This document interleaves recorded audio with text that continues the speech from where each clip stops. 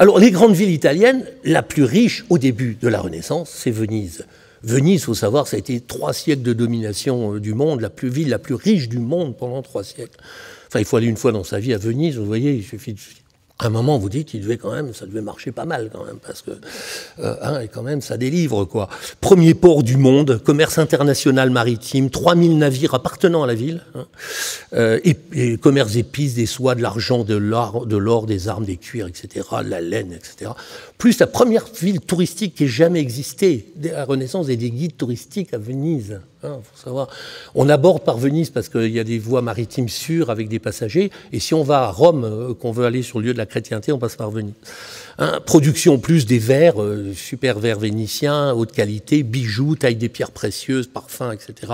Banque de commerce. Donc la ville riche, vraiment de référence, c'est Venise. Et pourtant, c'est pas de Venise que va partir la Renaissance.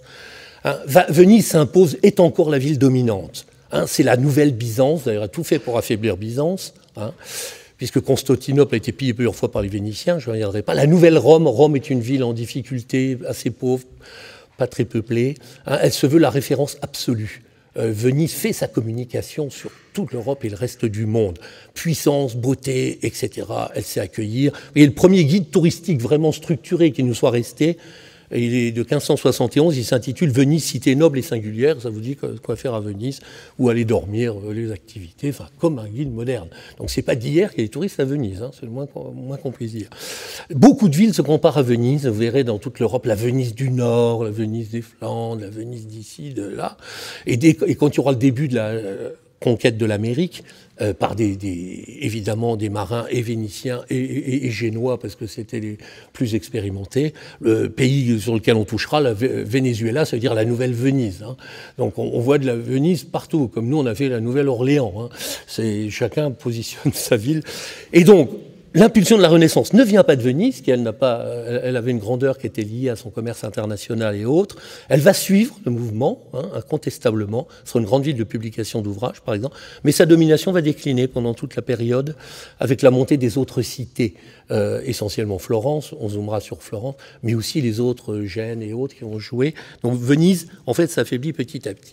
Alors, s'il fallait donner un des points de départ de la Renaissance, on a eu des prémices. 1300, à partir de 1300, 1320 jusqu'à 1400, on va voir avec quelques textes. Mais au niveau de l'esprit, de la dénomination même, il faut savoir que Brunelleschi et Donatello, on va voir qu'ils sont pas n'importe qui, étaient allés étudier les antiquités à Rome, parce que Rome est revenue à la mode vers la fin des années 1300. Pourquoi ? En fait, pour nourrir l'activité internationale de ces cités qui commercent avec le monde entier. Elles commercent avec plusieurs monnaies, avec plusieurs langues, avec plusieurs systèmes juridiques. Comme l'Empire romain avait fait cela, on retraduit tous les textes juridiques. Paraît curieux, mais ça commence par du droit, en disant, mais comment, puisque nous, on doit définir des contrats avec des Arabes, avec des Indiens, avec des Égyptiens, avec des Allemands, etc. Et aussi, on verra ça jouer sur les mesures, sur les mathématiques, sur avoir des chiffres communs. Et on va redécouvrir que Rome avait fait beaucoup de belles choses. Donc redécouverte, la montée de l'Antiquité. Donc ils sont allés étudier l'Antiquité comme modèle de référence, puisqu'au départ, la Renaissance s'appelle Renaissance. C'est-à-dire, il y a déjà une naissance qui était Rome, l'Empire romain. Donc redécouverte de Rome. Et très longtemps, et même d'ailleurs pour beaucoup d'humanistes de la Renaissance, ils n'ont pas une vision du progrès qui serait préparation de demain. C'est au départ, et ça le restera pour pas mal, le fait de retrouver en fait l'esprit, la dynamique, les connaissances de Rome. Et donc c'est un côté rétro sur le point de départ. Renaissance. Et puis après, dans cette logique de dire on sait, on vient, on est, on va arriver vers une vision plus dynamique de préparation de demain, en vis-à-vis du passé. C'est 1000 ans avant la chute de l'Empire romain, vers l'an 300, 350, on a Dioclétien, les derniers empereurs romains, mise à sac de Rome. La Renaissance se terminera aussi par la mise à sac de Rome. C'est-à-dire qu'il y a une similitude. Et donc on fait le point, on dit depuis 1000 ans, on a oublié certaines choses, on va refaire. Et du coup on se projette 1000 ans plus tard. Tout le temps, il y a 1000 ans dans la vision de la Renaissance. On prépare une dynamique nouvelle pour les 1000 ans à venir. Et donc, ils reviennent de Rome, ils ont appris toutes ces choses-là, et ils discutent de l'idée d'une Renaissance qui transformerait l'Europe, en revenant aux valeurs fondamentales qui étaient celles, en fait, de Rome à sa plus belle période. Les grandes époques des grands empereurs et de la grande République romaine qui a bâti le droit, qui a bâti le commerce, qui a bâti l'image de l'homme, etc. Donc, ça vient, en fait, au départ, de cette redécouverte.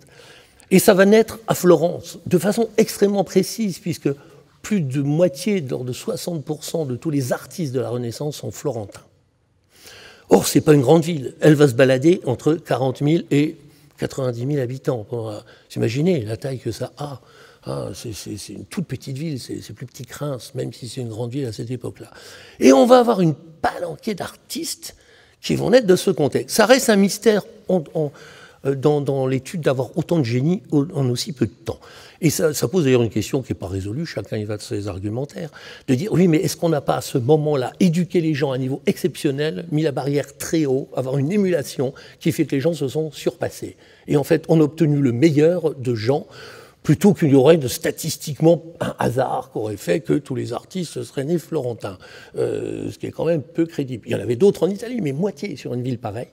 Or, en fait, quand on regarde Florence, au début de la Renaissance, dès le début du XIVe siècle, c'est la ville la mieux éduquée d'Europe, et sans doute du monde. Elle a moins de 100 000 habitants, plus que Paris, 2 fois Londres, 5 fois Rome. C'est la fois, je vous dis, il faut se mettre dans le contexte de l'époque. C'est une grande ville pour l'époque. Alors voilà, c'est des textes de voyageurs. Les garçons et les filles apprennent à lire son nombre de 8 à 10 000. Les garçons qui apprennent le calcul, les algorithmes de 1000 à 1200. Ceux qui apprennent la grammaire et la logique de 500 à 600. Des chroniques vers 1350. On a des taux de scolarisation qui seront atteints au milieu du 19e siècle dans le reste de l'Europe. C'est une ville extrêmement éduquée. Pourquoi? Moi, je n'ai pas fait des analyses ou recompré pourquoi on avait ce niveau d'éducation à Florence. Ça augmente pendant la Renaissance, puisqu'on va avoir la création de toutes ces écoles de la Renaissance. Mais enfin, on démarre avec une ville extrêmement éduquée. Vous voyez, les visiteurs sont frappés du niveau culturel, même des ouvriers qui déclament Dante, commandent des textes poétiques, des œuvres d'art. Il y a des concours pour le moindre bâtiment, porte de baptistère, tout ce que vous voulez. C'est-à-dire que c'est une ville qui est centrée sur la connaissance, l'éducation, l'art et la culture, qui est au cœur donc de ce maillage de connaissances. Richesse de Florence, alors elle, ça va être 13e, le 16e siècle de cette période de Renaissance. Voilà, voyageur décrit comme ville des regards perçants et des langues acérées. C'est une ville assez dure, assez critique, exigeante, au niveau d'exigence rarement atteint après, décrite comme sobre et simple. C'est pas le panache vénitien, si vous voulez. Vous voyez tous ces grands palais vénitiens. Alors, il y a une chose incroyable, c'est que Florence est une des villes les mieux conservées au monde. C'est-à-dire, tout ce qui se passe là, tous les bâtiments pratiquement, tous les palais sont toujours là, 6 siècles plus tard.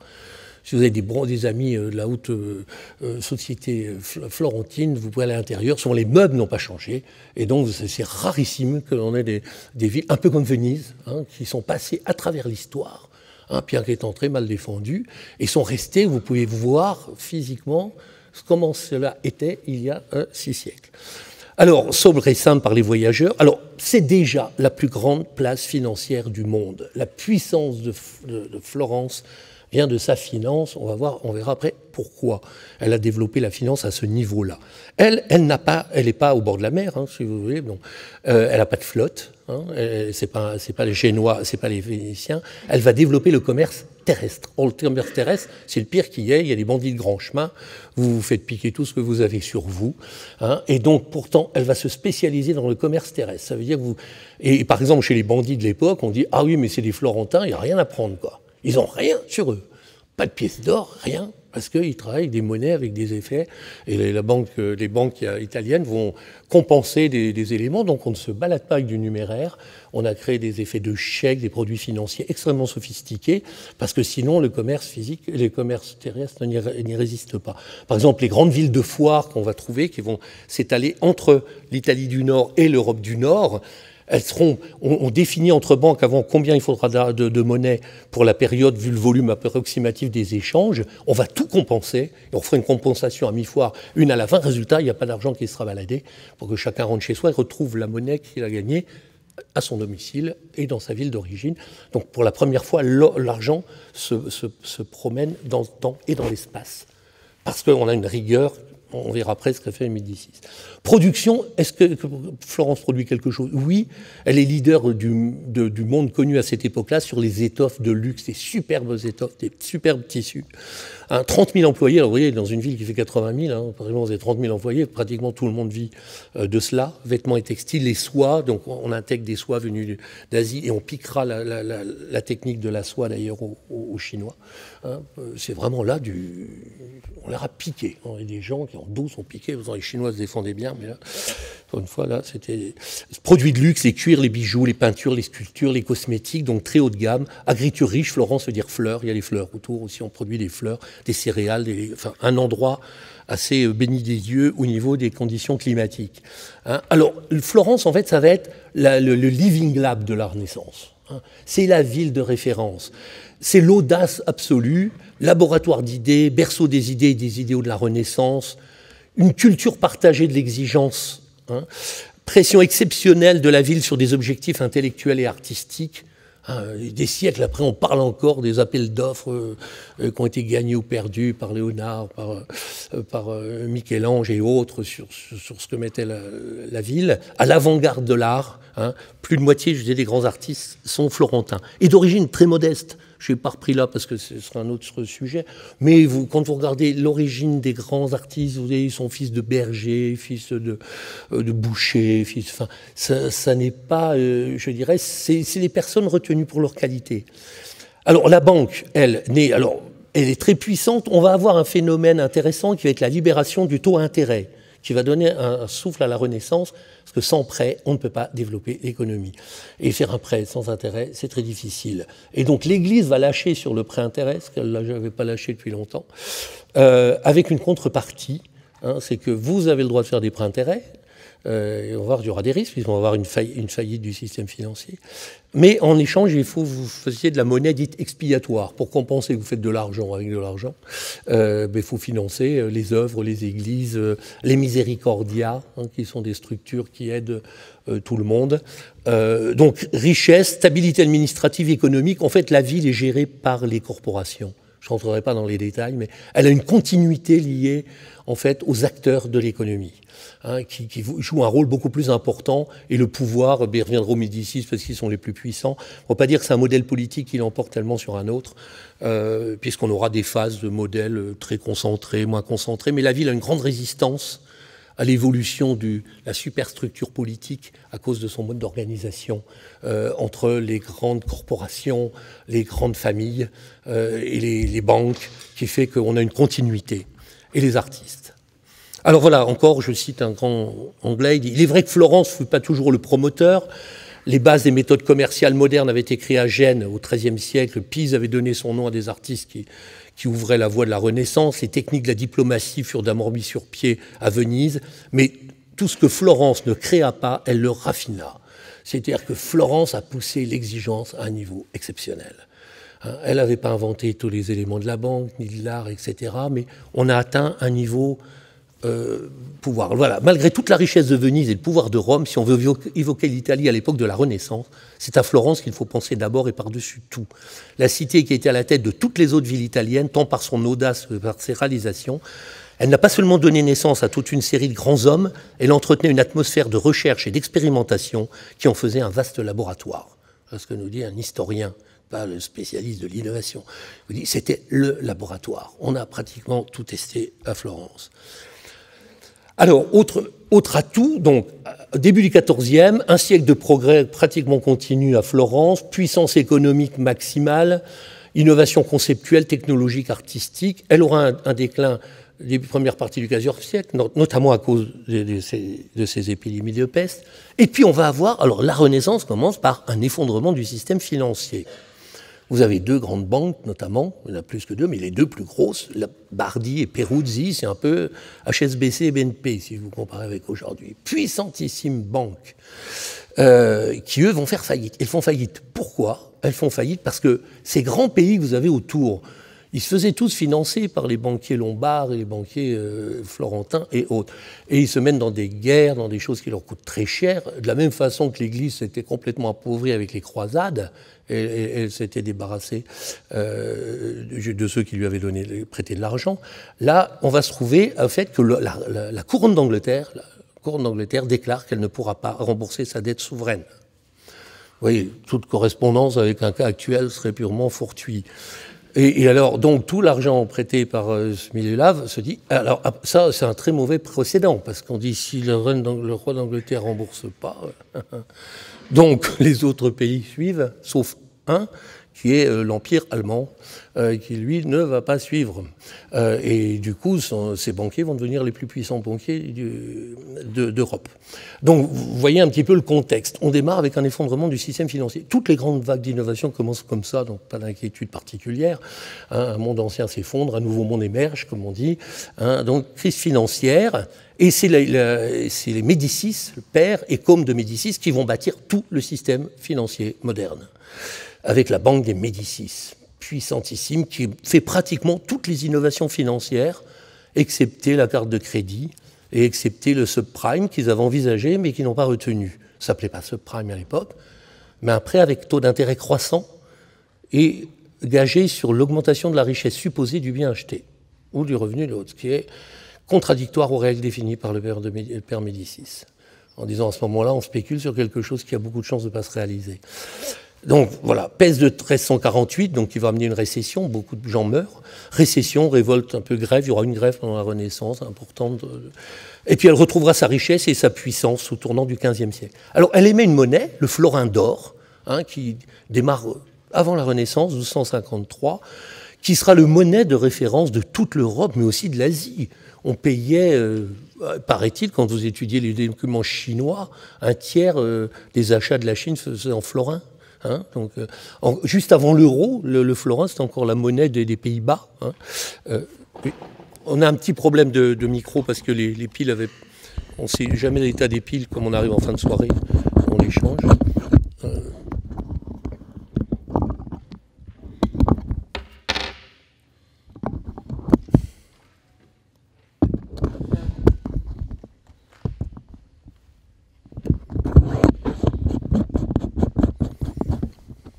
Voilà, c'est bon là? Oui. Oui, donc on va... le florin d'or, ça sera la première monnaie internationale, vraiment monnaie internationale.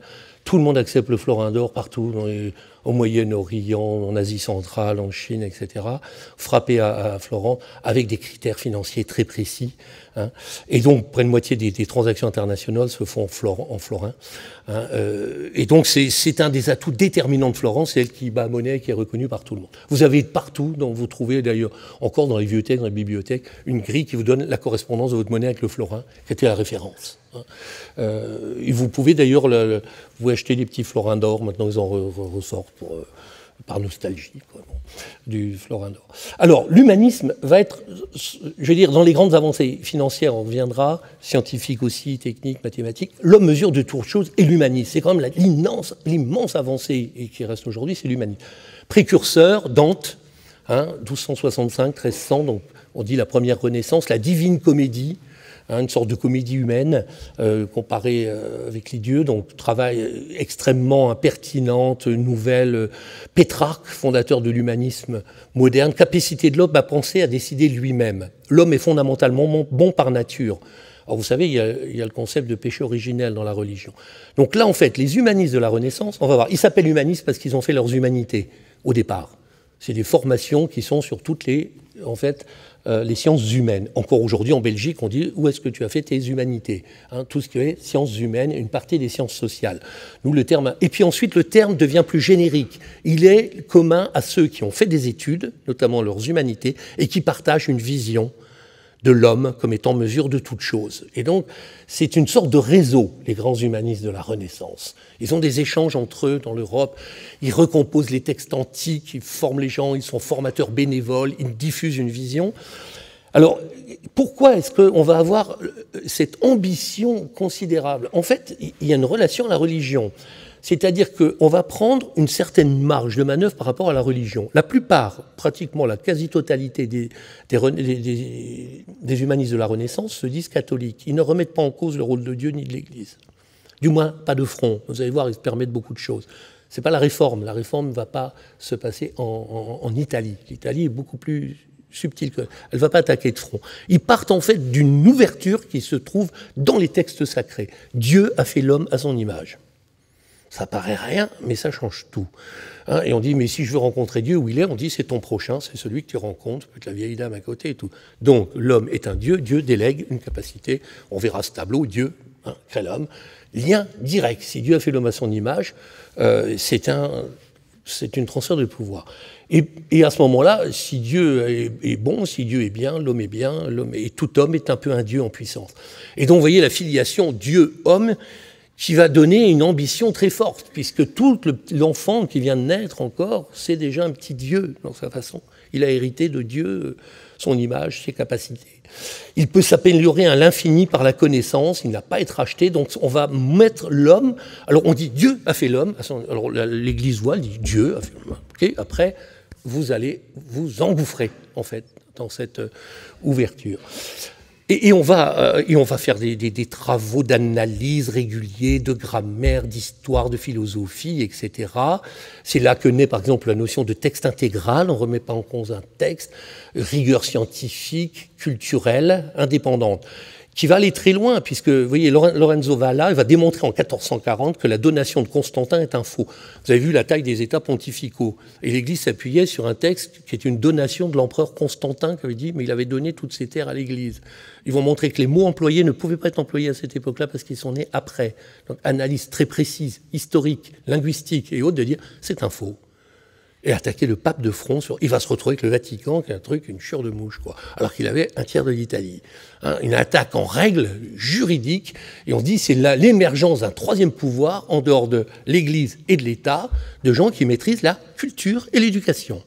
Avec des règles, on vérifie, on analyse, on mesure, on compte. On va faire un nouveau calendrier, parce qu'on dit que les anciens se sont trompés dans leur compte. Hein. Et donc, on va avoir un nouveau calendrier parce qu'il va refaire. Et voilà, il ne pouvait pas avoir été au XVIe siècle, même pas avant le 8e siècle, terminologie, référent, et on va mener un procès pour récupérer les États pontificaux, pour vous dire. Il faut le faire quand même. Redécouverte de Socrate, on avait vu le rôle fondamental de Socrate en innovation, quand on avait vu les philosophes, de Platon, dépassement de la vision d'Aristote. L'Église avait mis un petit peu le boisseau sur ces textes. Si vous avez vu Le Long de la Rose, c'est un petit peu romancé, mais enfin c'était cet esprit-là. Hein, c'était quand même une vision scolastique qui l'emportait sur toute autre considération, ce qui bloquait un petit peu, vu avec le créationnisme, le développement, et la Terre qui était censée avoir le Soleil qui tournait autour. Et donc là, on va voir l'émergence d'une science moderne. Hein, qui va... Pic de la Mirandole, qui est un très grand humaniste, très grand pédagogue, qui sort un ouvrage sur la dignité de l'homme. Hein. Voilà, ça va dans le sens l'homme fondamentalement bon, le rôle de l'homme, dignité de l'homme, montée de l'individu, de l'individualité, hein, et qui ne va pas être contradictoire avec la cité. L'homme va exister en tant que tel. Au début de la Renaissance, aucun artiste ne signe ses œuvres. Il est au service de l'Église, service du prince. À la fin, tout le monde signe ses œuvres. Et vous allez avoir des œuvres d'artistes qui ne traitent pas seulement de sujets qui leur sont commandés, qui font des tableaux de leur vie, de ce qu'ils ressentent eux. Alors il y en a, c'est encore balbutiant. Botticelli fera un seul tableau sur son histoire personnelle d'une jeune femme qu'il a abandonnée alors qu'elle était enceinte, voilà. Mais il fera un tableau sur ce qu'il a vécu. Hein, donc on commence à avoir une montée de l'individu en tant que tel. Hein. Par exemple, là, je cite encore Yel, parce que je trouve que c'est un des meilleurs sur la Renaissance. Il dit, voilà, bien que son intérêt fût surtout axé sur son travail qui consistait entre la découverte et l'édition de textes anciens, Pétrarque s'intéressa aussi à sa propre personne. Hein, dans ses lettres destinées à la postérité, à ses amis, il laisse un témoignage de ses réactions face aux intrigues amoureuses, aux amitiés, au spectacle des montagnes, aux fleurs de son jardin. Il parle de lui en tant qu'auteur, sur le plan d'intellectuel, émotivité. C'était le premier qui se permettait un texte personnel depuis l'Antiquité. De toute façon, il n'y avait pas d'édition de l'imprimerie, donc il n'y avait pas d'auteur, il n'y avait pas d'éditeur qui faisait des romans, hein, ou sur ma vie, comme aujourd'hui, tout le monde, c'est nombriliste jusqu'à l'os. Là, on va voir émerger, en fait, les artistes et les individus en tant que tels. On va les reconnaître dans les tableaux.